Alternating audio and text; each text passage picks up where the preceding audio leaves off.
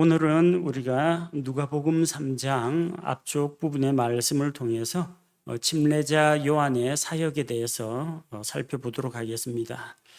먼저 1절과 2절을 보면은 침례자 요한이 사역을 할 당시 그 시대적인 배경에 대해서 기록이 되어 있습니다. 1절에 보니까 이제 카이사르 티베리우스의 통치 제15년에 본디오 빌라도가 유대의 총독으로, 헤롯이 갈릴리의 사분영주로, 그의 동생 빌립이 이두레와 드라고니 지방의 사분영주로, 루사니아가 아빌레네의 사분영주로 있던 때라고 했습니다. 카이사르 티베리우스의 통치 제15년이라고 했습니다. 카이사르 티베리우스가 누구냐면요, 아우구스투스 초대 황제입니다. 로마의 초대 황제. 그 공화정에서 제정, 황제의 정치로 넘어간 그 첫 황제가 이제 아우구스투스인데, 그 아우구스투의 아내가 리비아인데, 그 리비아가 옛날 남편, 이전 남편에게서 낳은 아들입니다.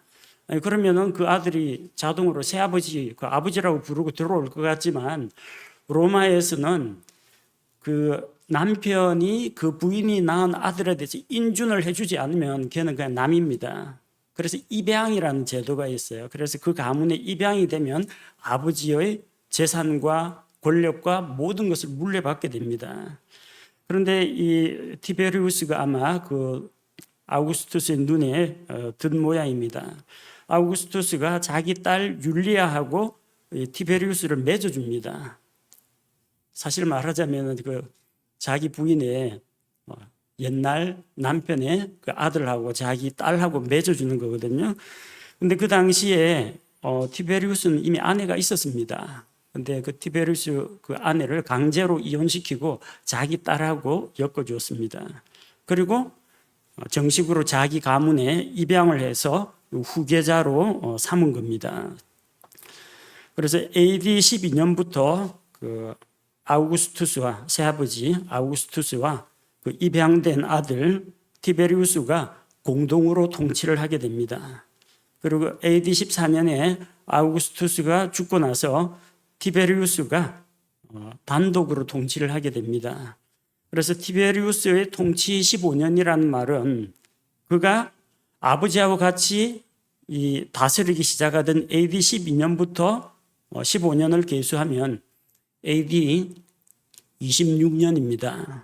AD 26년은 침례자 요한이 사역을 시작한 시기입니다. 궁금하시면 여러분 성경책 뒤쪽에 있는 성경 연대기 표를 찾아보시면 AD 26년 침례자 요한 그 사역 시작한 내용이 기록이 되어 있을 겁니다. 자, 시대적인 배경은 AD 26년 그때 이제 요한이 사역하던 그 시기라는 겁니다. 또 그 당시에 어떤 일이 있었느냐? 본디오 빌라도가 유대의 제5대 총독으로 임명되어서 활동하던 시기입니다. 이것도 AD 26년에서 36년까지 빌라도가 유대 지방 예루살렘이 이제 유대인들의 정치, 행정, 종교의 중심지거든요. 그 유대 지방은 특별히 로마에서 파견한 총독이 직접 통치하도록 했습니다. 그 다음에 이제 헤롯이라는 인물이 나오죠. 헤롯이 갈릴리의 사분영주로 있었다는데, 이 헤롯은 헤롯 대왕의 아들 헤롯 안티파스, 헤롯 안티바를 이야기합니다. 헤롯 안티파스는 BC 4년부터 AD 39년까지 다스리는데, 폭군 아켈라오의 친형제입니다. 같은 어머니에게서 낳은 아켈라오가 있는데, 마태복음 2장 22절에 보면은 그 헤롯이 뒤를 이어서 아켈라오가 왕이 된 것을 보고 이 이집트에서 올라온 예수님 일가가 거기로 들어가지 않고 유대 지방으로 가지 않고 나사렛으로 올라갔다고 기록이 되어 있습니다. 아켈라오는 아주 잔인하고 포악한 정치를 해서 하루도 예루살렘 시내에서 피가 시내처럼 흐르지 않은 날이 없을 정도로 공포 정치를 했습니다. 그래서 이 백성의 민원이 결국은 로마에까지 들어가서 로마에서 그 아켈라오를 쫓아내고 민심을 수습하기 위해서 유대 지방은 총독 직할 관할로 두었습니다. 자, 그리고 빌립이 나오죠. 그의 동생 빌립이 이두레와 드라고니 지방의 사분영지로, 이 빌립은 헤롯 대왕의 아들인데 어머니는 예루살렘의 클레오파트라입니다. 이집트의 클레오파트라가 아닙니다. 예루살렘의 클레오파트라고 BC 4년부터 AD 33년까지 통치한 사분영주입니다. 그는 다른 헤롯 가문의 사람들에 비해서 비교적 선한 통치자로 백성의 신망을 얻었고요. 바네아스라는 그 지역이 있는데 그 바네아스를 개척하고 정비를 해서 도시를 만들었습니다. 그래서 그 도시의 이름을 원래 이름 바네아스 대신에 카이사르 황제에게 바칩니다 해서 카이사르, 자기 빌립 이름을 따서 가이사랴 빌립보라고 이름을 지었습니다. 그 가이사랴 빌립보가 마태복음 16장에 나오는 베드로가 예수님 앞에서 주는 그리스도시요 살아계신 하나님의 아들이십니다. 그 신앙 고백한 곳이 가이사랴 빌립보입니다. 자, 여러 사람들이 나오는데 이 복음서와 사도행전을 이해하려면요, 헤롯 왕가의 가계도를 여러분이 좀 알고 있을 필요가 있습니다. 화면에도 나오고 있고 여러분 나눠드린 유인물이 있는데 헤롯 안티파터라고 읽기도 하고 헤롯 안티파트로스라고 읽기도 합니다. 그래서 아마 인터넷 찾아보면 두 가지 이름이 좀 섞여가지고 있는 걸 볼 수 있을 겁니다. 헤롯 안티파트 가문은 헤롯 안티파트 1세부터 2세, 안티파트 2세에 이르기까지 에돔 지방, 에서의 후손입니다. 그 당시에는 유대의 남쪽에 있는 이두메 지방에 있던 세력가, 지역 토호였습니다.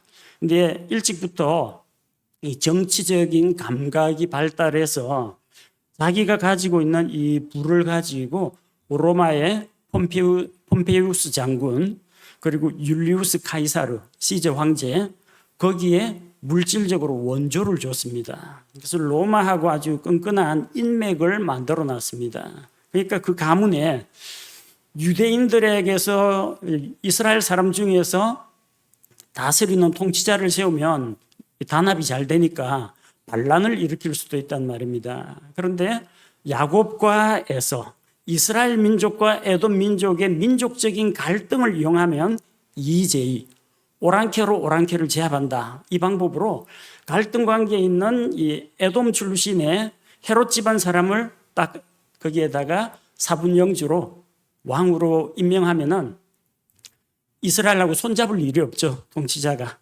그리고 서로가 견제를 하니까 로마가 통치하기 좋겠다 해서 헤롯 가문에 그런 권력을 안겨다 줍니다. 그래서 헤롯 안티파트 2세 그의 아들들이 파사엘, 헤롯 대왕, 요셉, 페로라스, 살로메 1세는 헤롯 대왕의 여동생입니다. 딸입니다. 그래서 헤롯 대왕까지 내려오고 이 헤롯 대왕이 마태복음에 보면은 동쪽에서 온 지혜자들 그들에게서 예수님 태어난 날을 추산해서 베들레헴에 있는 2살 이하의 아이들을 다 죽이라고 한 예수님 태어나실 당시에 그 왕이 헤롯 대왕이었습니다.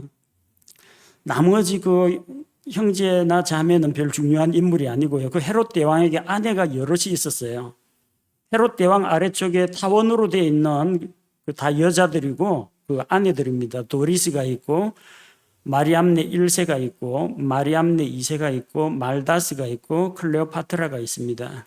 이 클레오파트라에게서 난 아들이 헤롯 빌립인데 빌립 2세라고 불리고 이 사람은 사분영주입니다. 다스리는 통치 지역이 있습니다. 선한 통치자라고 했고 가이사랴 빌립보라는 그 이름의 도시를 만든 사람입니다.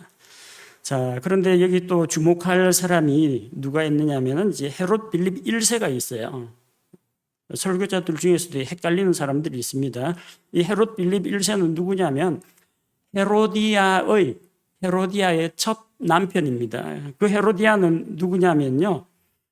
헤롯 빌립 1세의 배다른 형제, 왼쪽에 있는 아리스토블루스에게서 태어난 딸입니다. 그러니까 삼촌, 조카 관계입니다. 헤로디아가 처음에는 삼촌인 헤롯 빌립 1세하고 결혼을 했습니다. 근데 가만 보니까 헤롯 가문에 이 쟁쟁한 사람들이 다 뭔가 실권을 잡고 있는데 돈도 있고 권력도 있고 다스리는 봉토도 있고 그러는데 자기 남편은 무능해요. 그러니까 눈이 어디로 돌아갔느냐면 말다스라는 여자에게서 난 헤롯 아켈라오가 있고 폭군 아켈라오가 있고 그 옆에 헤롯 안티파트로스가 있죠. 이 사람이 헤롯 안디바라고 불리는 헤롯 안티파스라고 불리는 사람인데 복음서에서 예수님 사역할 당시 활동했던 갈릴리의 사분 영주입니다. 침례자 요한을 목베어 죽인 사람이 바로 이 사람인데 권력자입니다.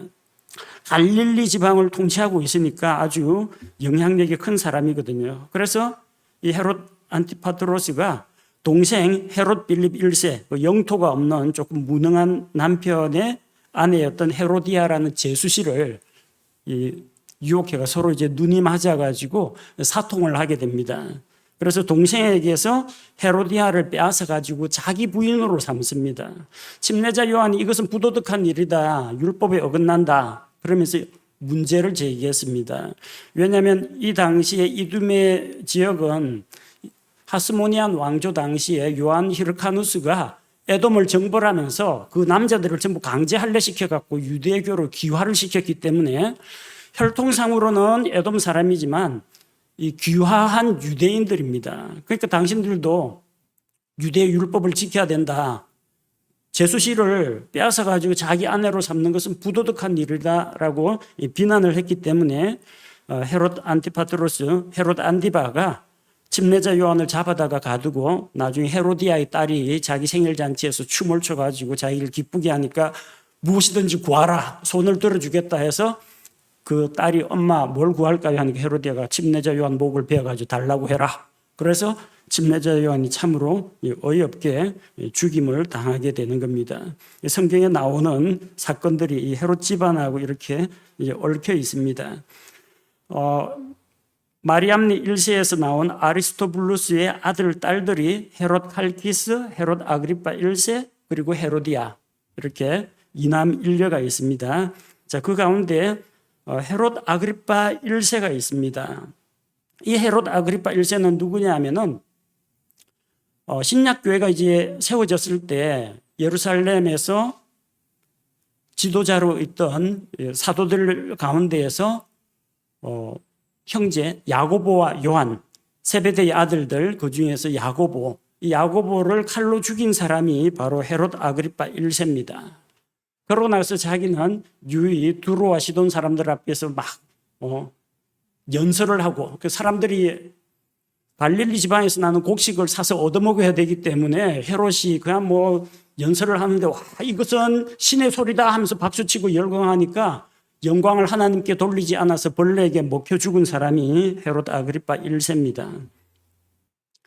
자, 헤롯 아그리파 1세에서 헤롯 아그리파 2세라는 아들과 버니게라는 딸과 드루실라라는 딸이 나오게 됩니다.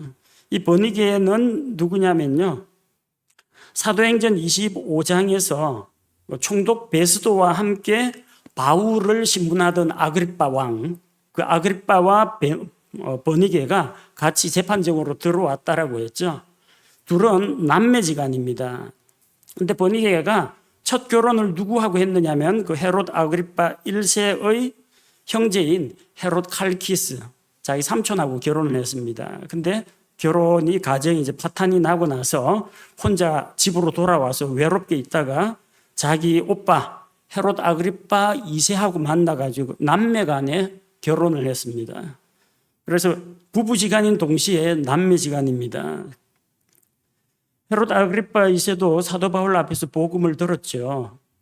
당신들이 나처럼 이렇게 결박된 것만 빼고는 다 나처럼 되길 원합니다. 그래서 바울아 내가 미쳤다.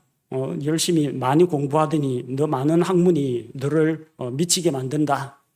근데 아그리파 왕이 제가 미친 것이 아니고 정신 차리고 바로 그 참된 말을 합니다. 그렇게 군면했지만 받아들이질 않았어요. 헤롯 아그리파 2세도 그렇게 구원받지 못합니다. 그런데 그 버니게와 같은 자매인 드루실라는 믿는 유대 여자라고 성경에 나와 있습니다. 이 여자가 누구냐면요.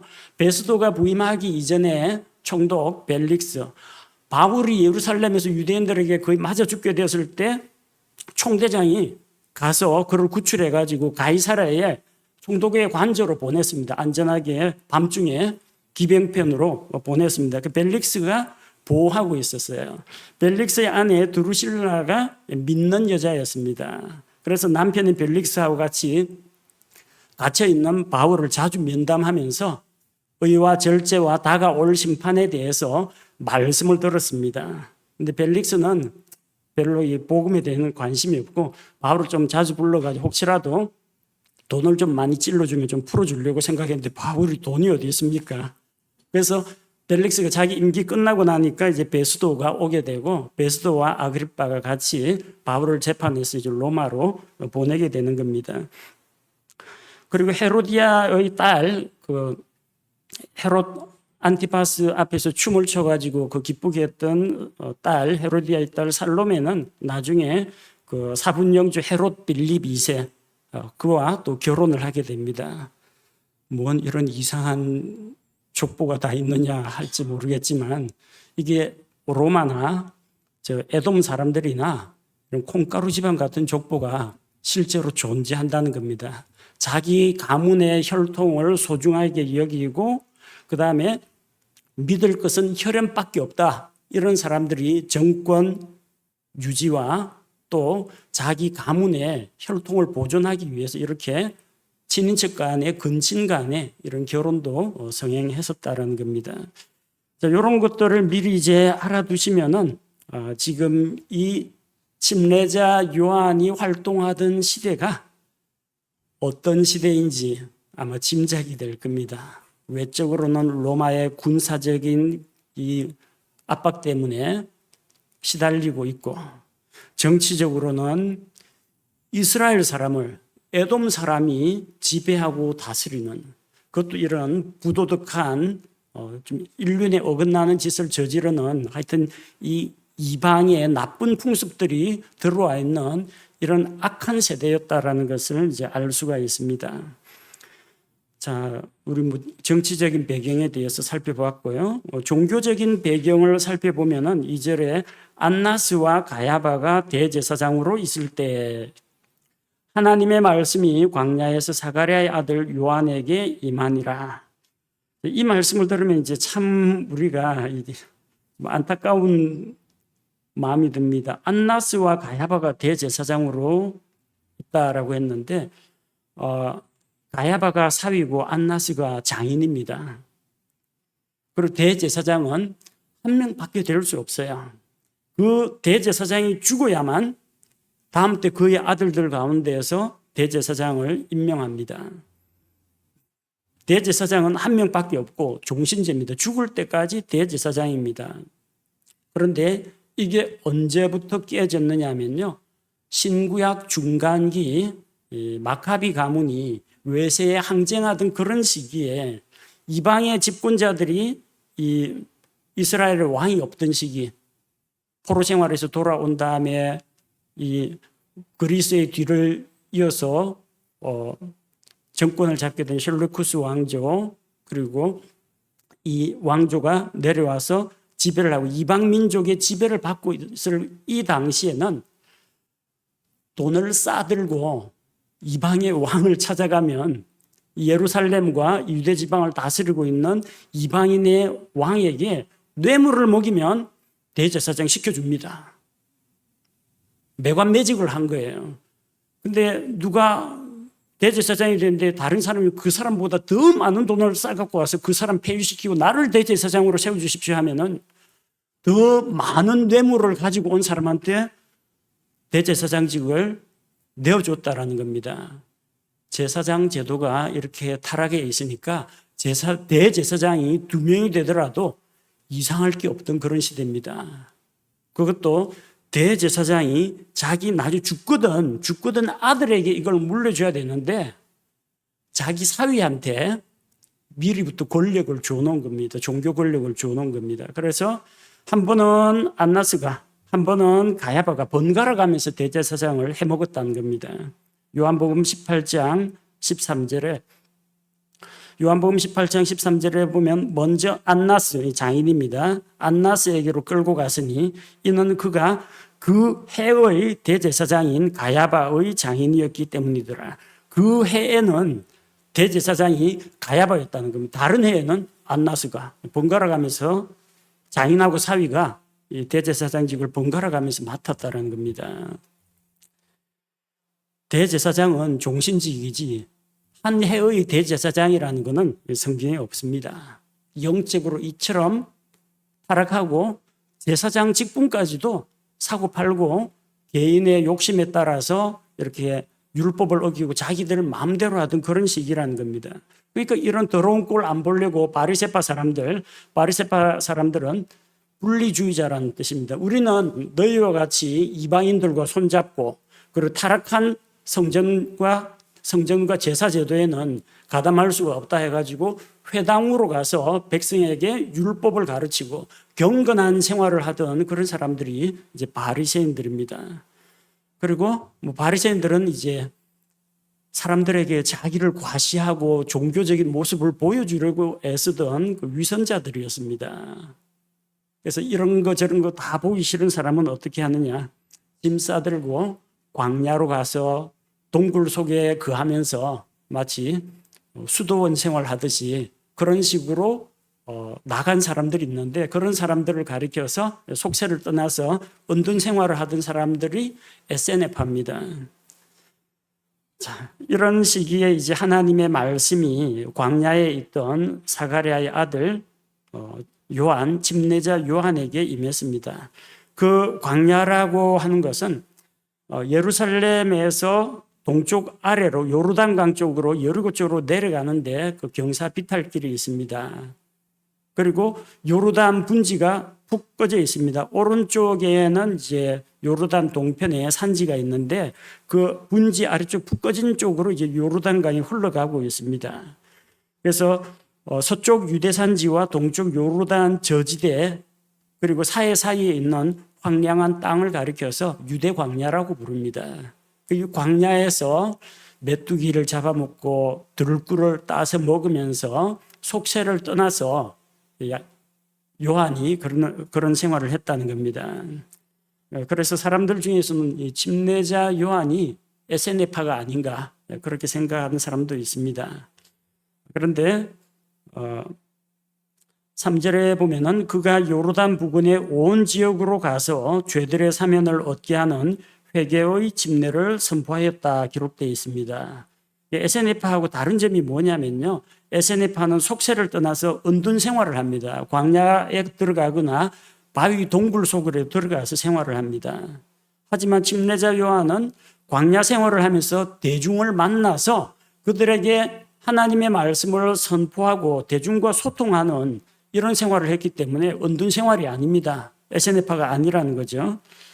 그리고 이 에세네파에서는 정결의식으로 몸과 마음을 깨끗이 한다라고 해서 에세네파에 들어오면은 신입자들에게는 이제는 새 사람이 되어라. 그리고 이전의 것들은 다 씻어버리고 몸과 마음을 정결하게 하는 의식으로 침례를 주었습니다. 물속에 푹 잠겼다가 꺼내는 침례를 주었습니다. 그러나 침례자 요한이 선포한 것은 정결의식으로 침례를 준 것이 아니라 회개한 사람에 한해서 회개하였고 너가 회개함으로 말미암아 죄 용서 받았다라는 그 표시로 침례를 주었습니다. 에세네파에서는 율법을 준수했습니다. 그리고 종말론적인 신앙을 가지고 왕으로 오실 메시아 그리고 동시에 제사장으로 오실 메시아를 기다리는 그런 신앙을 가지고 있었습니다. 하지만 집례자 요한은 하나님의 말씀에 따라서 세상에 오실 구원자 예수 그리스도의 앞길을 예비했습니다. 요한의 집례는 에세네파의 전통과는 달리 하나님께서 직접 요한에게 명하신 것입니다. 요한복음 1장 33절 말씀해 보니까 나는 그분을 알지 못하였으나 나를 보내어 물로 집례를 주게 하신 분 누구예요? 하나님이시죠. 바로 그분께서 내게 이르시되 성령이 누구에게 내려와 그 위에 머무는 것을 내가 보거든 바로 그가 곧 성령으로 침례를 주는 분이니라 하셨기에. 침례자 요한은 에세네파의 전통이나 사람의 관례에 따라서 침례를 준 것이 아니라 하나님의 말씀에 따라서 침례를 주었습니다. 그래서 나중에 예수님께서 고난주간에 성전에 올라갔을 때 사람들이 누가 너에게 이런 권위를 주었느냐? 너가 준 권위가 어디서 났느냐? 하니까 예수님께서 그들에게 되물으시죠. 나도 너에게 한 가지를 묻겠다. 요한의 침례가 하늘로부터 왔느냐? 사람에게서 났느냐? 이 질문을 던진 겁니다. 자기들도 알아요. 하나님에게서 왔다라는 거 압니다. 그런데 하나님에게서 왔다라고 솔직하게 이야기하면 그런데 너희는 어찌하여 요한의 침례를 받아들이지 않고 요한을 배척했느냐? 또 이 말이 나올까 봐 그들이 스스로 입을 닫았다라는 이야기입니다. 그가 활동하고 있던 광야에는 물이 부족합니다. 광야는 메마르고 황폐한 땅입니다. 그래서 침례를 위해서 요르단강 부근에서 요한이 사역을 한 것입니다. 원래대로라면 자기 아버지 사가랴가 제사장입니다. 제사장 아들은 제사장입니다. 그렇기 때문에 제사장이 되어가지고 성전에서 일해야 마땅한데 요한은 그것을 박차고 나와가지고 성전에서 일하지 않고 광야에서 외치는 이런 주님의 앞길을 예비하는 그런 전도자의 삶을 살았던 것입니다. 오늘 본문에 보면은 그가 요르단 부근의 온 지역으로 가서 죄들의 사면을 얻게 하는 회개의 침례를 선포하였다고 하는데 이것은 번역이 좀 잘못됐습니다. 죄들의 사면을 얻게 하는 침례, 그럼 침례를 받으면 죄들의 사면을 얻는다는 말이냐? 이렇게 오해할 수가 있습니다. 실제로 그렇게 믿는 교회도 있습니다. 침례 중생 교리. 캠벨파의 그리스도의 교회에서는 그렇게 가르칩니다. 침례를 받아야 사람이 중생, 거듭난다. 그렇게 가르치는데 성경은 그렇게 말씀하지 않습니다. 예수님을 믿고 회개하고 예수님을 믿을 때 우리의 죄들이 용서받는다. 그리고 침례는 죄사함 받은 표시로 받는 것이지 침례를 주었다고 해서 그 사람의 죄가 사해지는 것은 아니라는 겁니다. 그래서 바르게 번역하자면 죄들의 사면으로 인한 침례, 회개하여 죄들을 용서받았다는 증표로 받는 침례라고 해야 옳습니다. 자, 이 침례자 요한의 사역은 구약 성경 이사야서에 기록되어 있는 예언입니다. 4절에서 6절에 4절에 이것은 곧 대언자 이사야의 말씀들의 책에 기록된 바와 같으니라. 이르시되 광야에서 외치는 자의 소리가 있어 이르기를 너희는 주의 길을 예비하라. 그분의 행로들을 곧게 하라. 이사야 40장 3절에 나오는 말씀입니다. 주의 길을 예비하라. 그분의 행로들을 곧게 하라. 이어지는 9절에서 5절에 골짜기는 메워지고 높은 산들은 낮아지고 구부러진 곳은 곧게 되고 험한 길들은 평탄하게 될 것이라고 했습니다. 메시아가 오시는 길을 예비하라는 겁니다. 이것은 예수님이 걸어가실 도로를 닦으라는 이야기가 아닙니다. 사람들의 마음이 하나님에게서 떠나 있고 높아진 산과 같이 높아진 마음을 가지고 있고 구부러진 길, 삐뚤어진 마음을 가지고 있는데 이런 사람들의 마음을 다 잡아서 회개하게 하고 예수님이 오셨을 때 예수님을 받아들일 수 있도록 그들의 마음을 예비하는 역할을 했다는 겁니다. 자, 6절에 모든 육체가 하나님의 구원을 보리라 하였느니라. 이사야 40장 5절에 나오는 말씀입니다. 주의 영광이 나타나고 모든 육체가 하나님의 구원을 보게 될 것이라고 했습니다. 주의 영광은 성육신 하신 예수님의 영광입니다. 우리가 그분을 보니 아버지의 독생하신 분의 영광이요 은혜와 진리가 충만하더라. 예수님의 영광을 말합니다. 그것을 누가 보느냐 하면은 모든 육체라고 했으니까 유대인들과 이방인들을 모두 포함하는 개념이라고 할 수가 있습니다. 자, 그렇게 이제 침례를 주는데 많은 사람들이 요한이 선포하는 회개의 메시지를 듣고 나와서 자기들의 죄를 회개하고 침례를 받습니다. 근데 7절에 보니까 그때 그가 자기에게 침례를 받으러 나아오는 무리에게 이르되 오 독사들의 세대야, 누가 너희에게 경고하여 다가오는 진노를 피하게 하더냐. 요한에게 경고를 받은 자들, 아니 회개하고 나아오라고 했는데 왜 누가 너희들을 경고하여 다가오는 진노를 피하게 하더냐. 이 말은 누구에게 한 말이냐면 마태복음 3장 7절에 보면은 자기에게 나온 바리새인들과 사두개인들을 향해서 요한이 한 이야기입니다. 바리새인들은 율법을 지킴으로써 의롭게 될 수 있다고 생각하고 율법의 외양과 형식을 엄격하게 지키던 자들이고, 사두개인들은 세속주의자들입니다. 그냥 내가 이 땅에서 돈 벌고 부자가 되고 평화롭게 잘 사는 것이 하나님의 뜻이다 생각하고 천국도 지옥도 영도 천사도 부활도 없다라고 생각하던 자유주의자들입니다.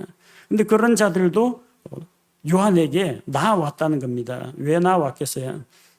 자기들 마음속에 뭔가 찔리는 게 있으니까, 두려움 같은 게 있으니까 자기들도 침례받는 자리에 나왔다는 겁니다. 그런데 요한은 그들의 본질을 꿰뚫어 보았습니다. 이 독사들의 세대야. 독사들의 세대라는 것은 뱀의 씨, 창세기 3장 15절에 나오는 뱀의 씨, 옛뱀 마귀의 씨, 사탄의 자식들을 이야기합니다. 왜 그런데 개나 소나 이런 동물들을 이야기하지 않고 독사라고 이야기했냐면요. 뱀은 소리를 듣지 못합니다. 귓구멍은 조그만 게 있긴 있는데 뱀은 소리를 못 듣습니다. 그럼 어떻게? 혀를 날름날름 거리면서 주변의 냄새하고 온도를 체크합니다. 그리고 냄새하고 진동으로 먹잇감을 감지를 합니다. 뱀은 소리를 듣지 못합니다.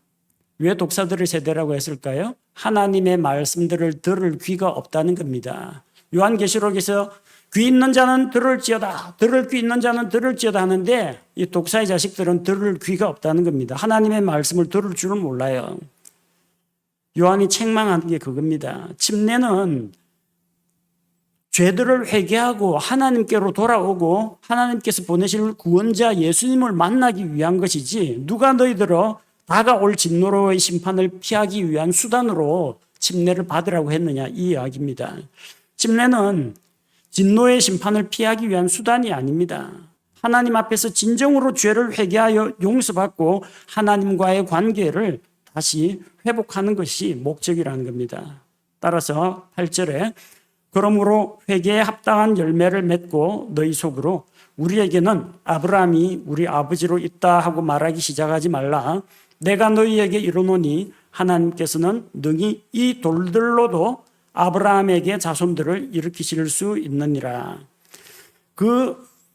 이 종교인들, 바리새인들과 사두개인들은 나는 유대인인데 아브라함의 자손인데 하나님의 백성인데 이걸 자부심으로 삼았다는 겁니다. 그런데 아브라함이 육체적으로 아브라함의 후손이라는 것을 자랑하지 말라고 했습니다. 육신을 의지하지 말라는 겁니다. 하나님께서 원하신다면 이 돌들로도 아브라함의 씨를 일으키실 수가 있습니다. 그리고 그들에게 경고합니다. 9절에 이제 또한 도끼가 나무들의 뿌리에 놓였으니 그러므로 좋은 열매를 맺지 아니하는 나무마다 찍혀 불 속에 던져지느니라 하니라. 열매 맺지 않는 나무는 도끼로 찍어서 불에 던진다는 겁니다. 어떤 불요? 모닥불이 아닙니다. 지옥불에 던진다는 이야기예요. 그런데 여기서 우리가 한 가지 알 수 있는 사실은 하나님께서 열매를 못 맺는다고 나무를 뿌리째 뽑는 일은 없다는 겁니다. 나무의 뿌리를 뽑는 게 아니라 나무를 벤다고 했습니다. 베면은 뭐가 남아요? 밑둥, 그루터기가 남습니다. 그 그루터기에서 새순이 또 세 가지가 올라옵니다. 여러분 저기 나무 숲에서 벌목한 데 보십시오. 나무는 깔끔하게 베어졌는데 그 옆쪽에서 잔가지가 또 올라오고 나중에 그게 또 큰 가지를 이루게 됩니다. 이 말씀은 하나님께서 그렇게 이스라엘의 본체에서 그들을 잘라내신다고 할지라도 열매 맺는 새로운 백성이 그 다음 세대가 일어난다는 걸 이야기합니다. 하나님이 자기 백성을 완전히 버리신 것이 아니라는 겁니다. 이스라엘 백성 중에서 남은 자들은 주께로 다시 돌아온다고 했습니다. 이사야 37장 31절에서 유다의 집에서 피한 남은 자는 다시 아래로 뿌리를 내리고 위로 열매를 맺으리니. 마치 엘리야 시대에 이 많은 사람들이 바알 숭배에 빠졌지만 그 무릎 꿇지 않은 자들을 하나님께서 남겨두신 것처럼 그 당시에도 하나님께서 남겨두신 자, 남은 자들, 하나님께 대한 믿음을 굳게 붙잡고 있는 자들이 있었다는 겁니다. 자, 사람들은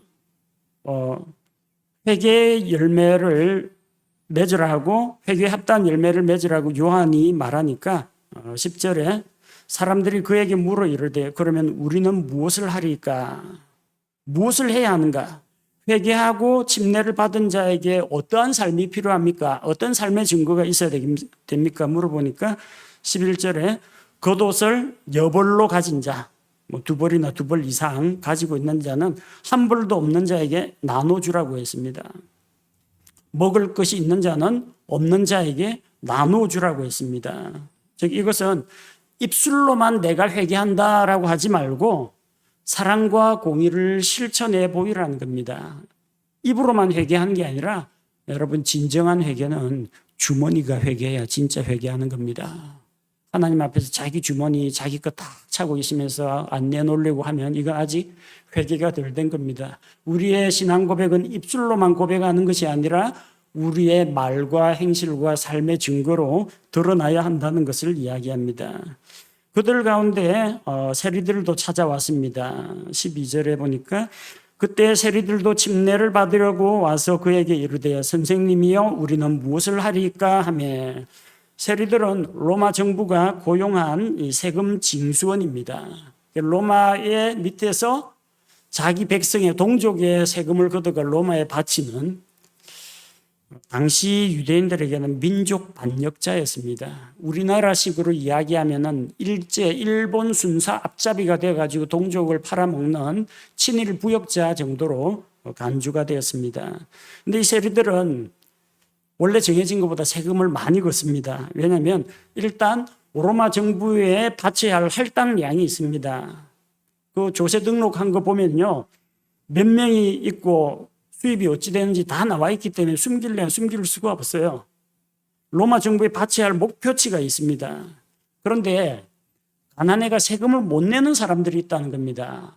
그럼 그 세금은 어찌하냐? 쥐어짜도 가진 게 없는데 그 사람한테는 못 받을 걸 각오하고 있는 사람한테 더 많이 받습니다.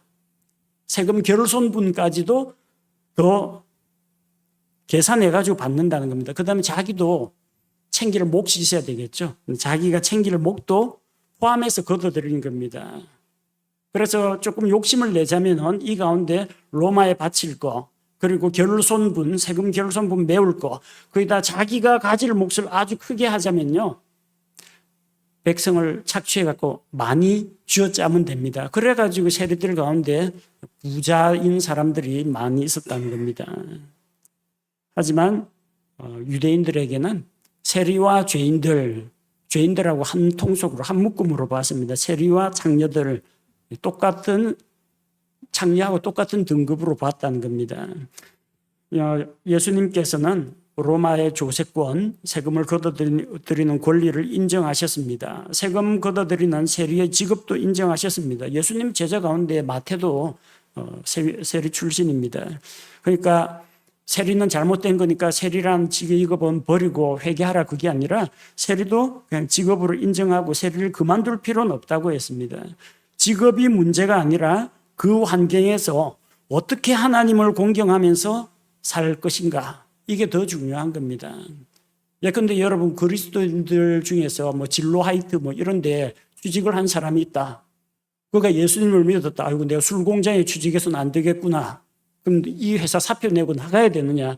그건 아니라는 겁니다. 그가 거기서 막 술 마시고 뭐 방탕한 생활을 한다면 그거는 문제가 되겠지만 그 직장에서 자기는 성실하게 일을 한다면 뭐 직업까지 그만둘 그럴 필요는 없다는 겁니다. 직업이 중요한 게 아니라 자기 직장 직업 환경에서 어떻게 하나님을 섬기고 사람들에게 선한 감정을 드러내느냐, 그게 더 중요하다는 겁니다. 그래서 13절 말씀처럼 그가 그들에게 이르되 너희에게 정해준 것 이상으로 거두지 말라 하니라. 과도하게 거두지 않으면 세리로서 일하는 것도 괜찮다는 이야기입니다. 그다음에 14절에 보니까 군사들도 마찬가지로 그에게 물어 이르되 우리는 무엇을 하리까 하며 그가 그들에게 이르되 아무도 폭행하지 말고 아무도 거짓으로 고소하지 말며 너희가 받는 급료로 만족하라 하니라. 여기서 군사들은 로마 군인이 아닙니다. 로마 군인들은 침례받으러 나오지 않습니다. 로마 군인들은 메시아에 대한 소망이 없어요. 아브라함이 누군지도 잘 몰라요. 이 사람들은 요한의 침례, 하늘의 왕국이 가까이 왔다 하는데 이 이방인들, 로마 사람들은 하늘의 왕국에 대한 그런 소망이 없습니다. 그리고 로마 제국은 군인들에게 필요한 걸 모두 로마 제국이 다 부담합니다. 녹봉도 주고 군 생활에 필요한 모든 것을 제공하기 때문에 굳이 다른 사람들을 갈취하고 착취할 필요가 없습니다. 이 군사들은 치안 유지와 자치권을 위해서 유대 산헤드린 공회, 이 대제사장 이런 사람들이 고용하는 유대 군인들입니다. 이스라엘은 식민지이기 때문에 정규군을 편성할 수가 없어요. 군대를 만들 수가 없습니다. 군대를 모은다는 것은 로마에 대한 반역이기 때문에 치안 유지군 정도로 군사들을 데리고 있는 겁니다. 그러다 보니까 이게 정규 직장이 아니다 보니까 급여가 적습니다. 급여가 적으면 어떻게 해요? 민간인을 폭행하고 갈취하고 그다음 자기가 무거운 짐 들고 가다 힘들면 강제로 인력 동원해가지고 짐 들고 나와 함께 오리를 가자 해가지고 같이 억지로 동행하게 만드는 겁니다. 사람들에게 민폐를 많이 끼쳤어요. 그래서 군인들은 사람을 폭행하지 말라.